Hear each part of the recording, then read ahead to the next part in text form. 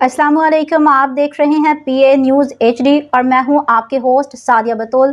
शामिल करते हैं आज की अहम खबरें।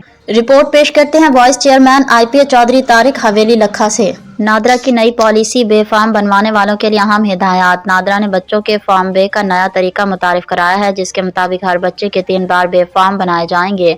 मुल्क और बैरून मुल्क मुकीम पाकिस्तानी शहरियों को शनाख्ती कार्ड समेत दीगर शनाख्ती दस्तावेजात फराहम करने वाले वाहिद मजाज इदारे नेशनल डेटाबेस रजिस्ट्रेशन सेंटर ने बच्चे के बे फार्म का नया तरीका मुतारिफ कराया है।